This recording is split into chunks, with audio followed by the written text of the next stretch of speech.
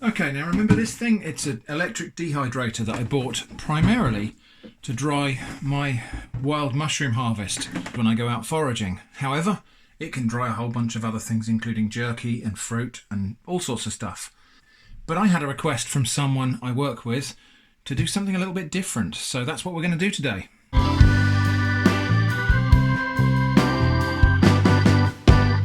So today we're going to try drying hot dogs, but I don't just mean the sausages. We're going to try drying hot dogs and the bun and the mustard and some pickles, because we're going to go for a kind of Chicago style hot dog, and tomatoes and onions and some relish.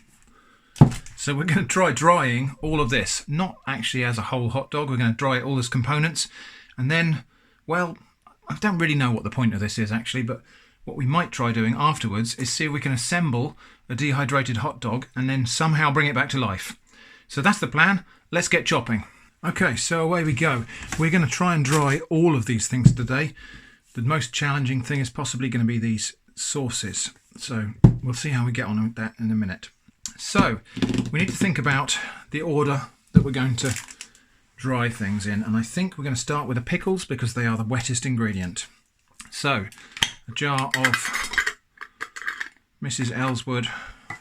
These are sweet cucumber sandwich slices. So quite a sweet pickle. And we'll just lay them out on the tray. Now I'm going to make more than I need for just one hot dog here, because some of this stuff might turn out to be nice in its own right. We will really have to see, won't we? Now if you're watching this thinking nobody ever puts pickles in hot dogs, well, live a little, because people do. And I believe certainly the Chicago style of hot dog has a pickle spear in it. So, you know, if people can, people do and will. Nearly a whole jar of pickle slices on the tray there. So that's that tray. Let's get that on the dehydrator and get the next one ready. Next, I think it's going to be the tomatoes. So let's get those sliced up. I've got a chopping board somewhere and a knife. Probably thinner is better on these.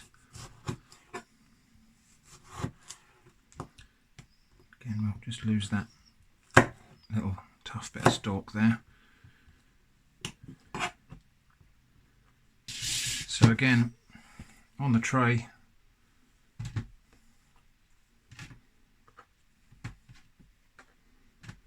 just going to lay out our tomato slices. Good.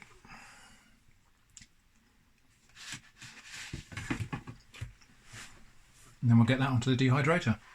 Next up is going to be onions. Now I've sliced one of those onions and tried to keep them in whole chunks like this, just really for neatness.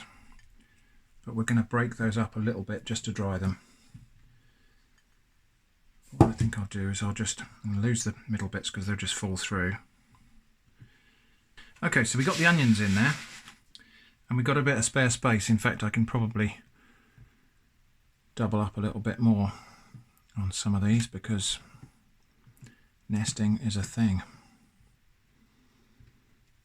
Good. I reckon we probably got space on there for our hot dogs. So let's see if we can make that happen. Now the hot dogs, these are not going to dry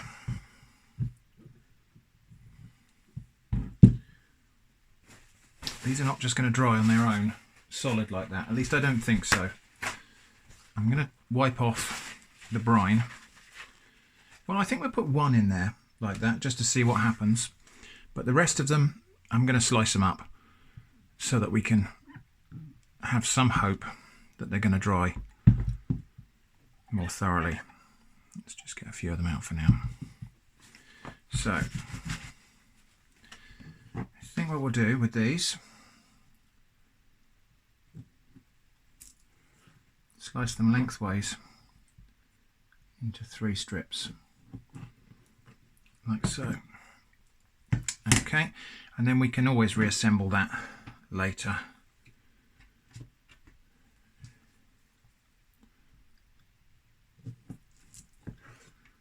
Now I'm guessing that what we should end up with here is a little bit like jerky, but made of hot dogs instead of beef. So, however, I don't really know. So time will tell. Okay, so hot dogs and onions. Doesn't seem like an awful lot of onions, does it? Let's see if we can just get a few more bits on there from here. I can't go for the really small bits because, well, I could do them solid like that and we'll see what happens. They might fall through. So hot dogs and onions, they're going to go onto the dehydrator now.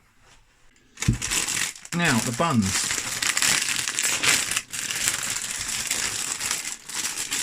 It would be lovely if we could dry these out whole and entire.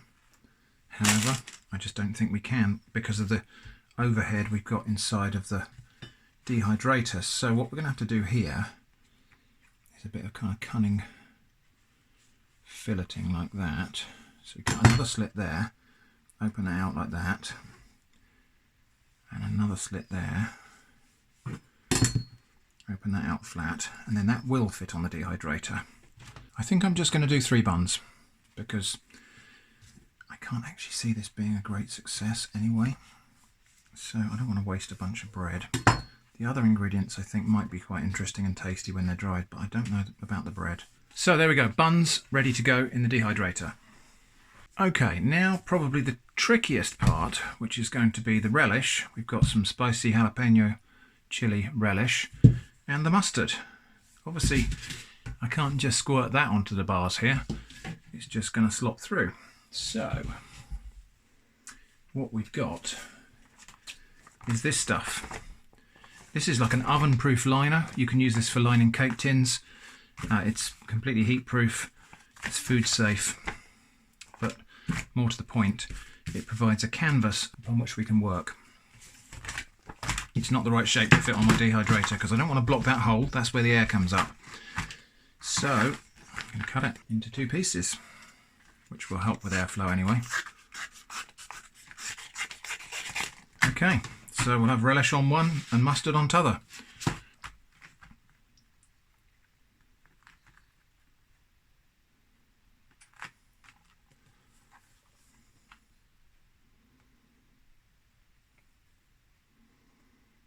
So, and the relish, I think, I don't know, I think the thing to do is probably just try and squidge that out into longish strips like that.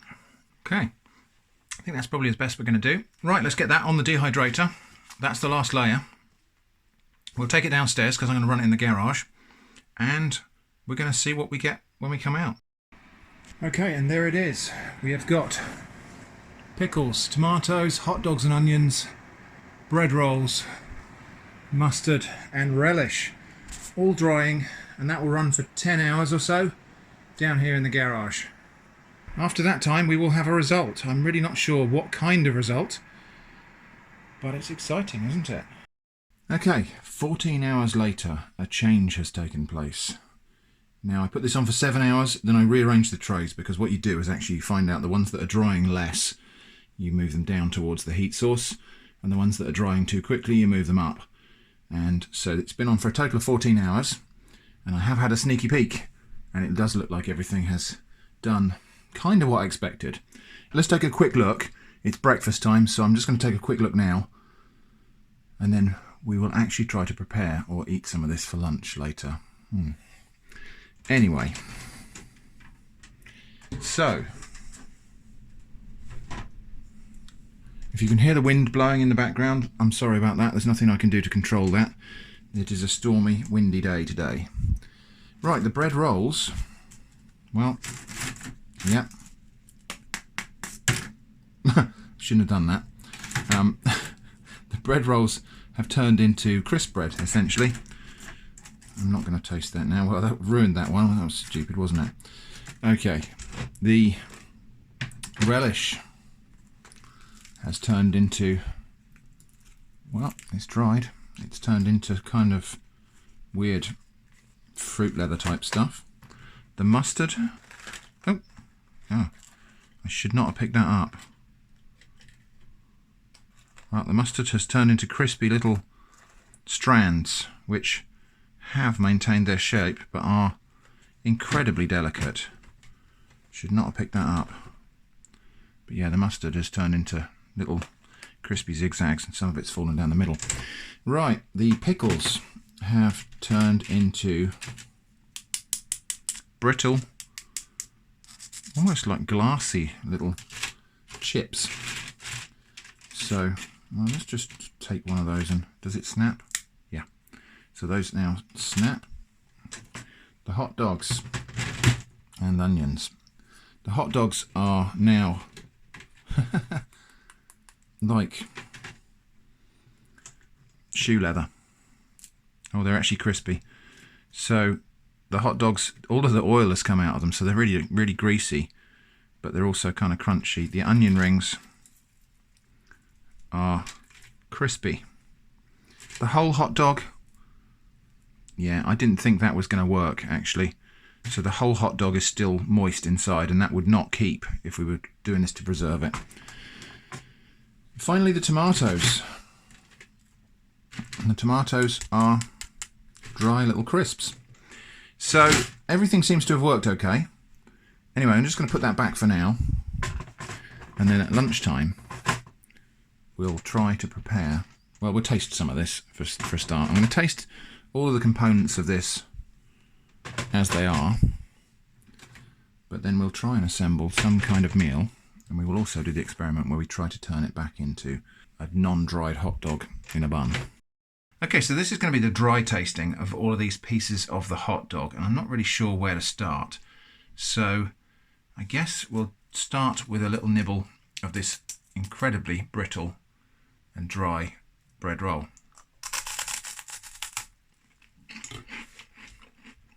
It's, yeah, like a crisp bread. Perfectly okay. Really weird, but... Now, interestingly, the bread rolls were quite near the top of the whole assembly for drying, and I can taste the other ingredients in there. The vinegar that out the pickles and the flavours out of the hot dogs and vegetables has infused into that bread, so that's a bit weird. Okay, next I think we'll try a bit of this pickle. So these pickles are dried into shiny little brittle crisps. Let's have a taste of that then. Oh,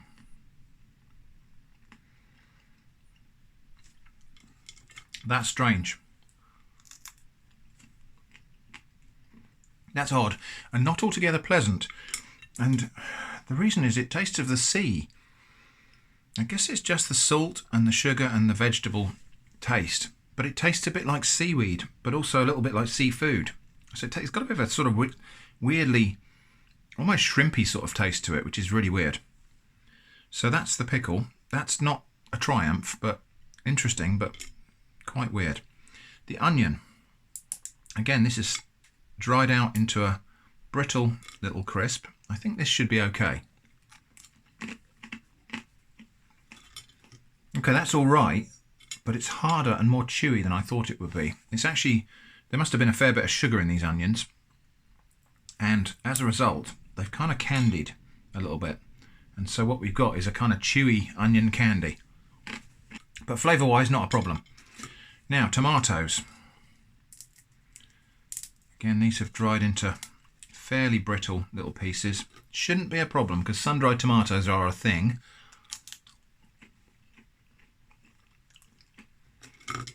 Yeah, okay, that's all right. A little bit bitter, but tastes like a tomato. Not giving me any problems, that one. Okay, time for the hot dogs now, and I've got two pieces. I've got a middle slice and I've got an outside slice. Let's try the middle slice first.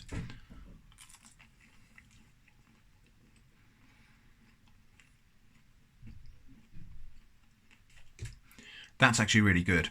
That's like a weird sort of jerky. It's smoky, it tastes of pork, and it's got a texture that's not like regular jerky because obviously it was quite finely ground inside the sausage casing, so it comes apart quite easily.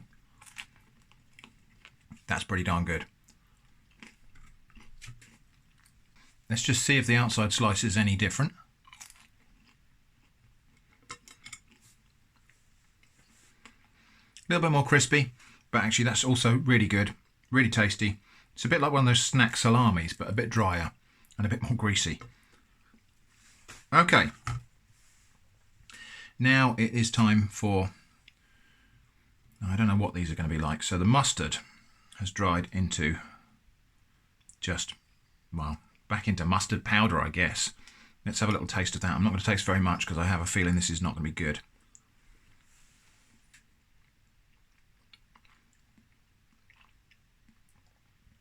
Actually, do you know what? That's all right. The mustard just still tastes of mustard.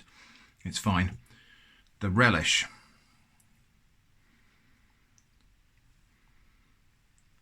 It doesn't smell good. Actually, it smells kind of funky, but let's give it a taste. Yeah, it's all right. And it's retained some of its heat and flavour. So, yeah, all in all, there you go. You can dry every part of a hot dog. The weirdest part of that is definitely the pickles. Dried pickles are just strange. Taste of the sea. And the most successful bit, obviously, is the hot dog sausage. Okay, so the next part is where things get a bit more interesting, because I'm going to put all these ingredients to one side, and we're going to try to reassemble a hot dog here, and then we're going to see if we can think of a way of rehydrating it. Now, rehydrating it is going to be a problem because of the bread more than anything else. We can't obviously just soak it in water. We can't leave it out in the rain or anything like that. So I think it's going to be steaming. Ideally, pressure steaming would be best, I think. I don't think the result's going to be brilliant anyway. But I'm going to put this, I'm going to assemble a hot dog, or some semblance of hot dog. We're going to put it in the steamer for half an hour, and we're going to see if what we get out is anything like the original hot dog.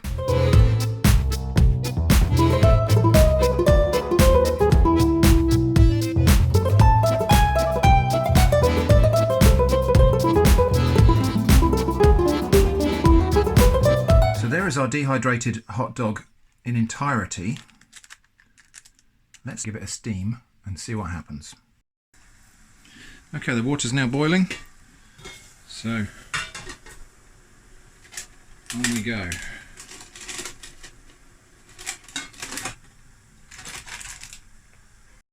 And so there we are, a delicious, plump looking, fresh hot dog with pickles and relish and onions and slices of tomato. Doesn't that look fantastic?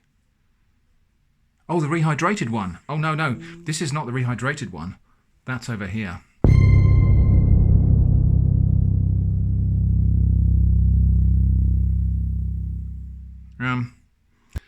Not, I would say, a resounding success. Really, the moisture hasn't gone back into most things. The bread has just about become flexible again.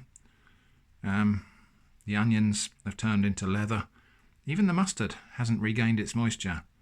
So steaming clearly isn't the right way. So anyway, I'll leave you to guess which one of these two you think I'm going to eat for lunch today. So thanks for watching this experiment, and I hope to see you again soon.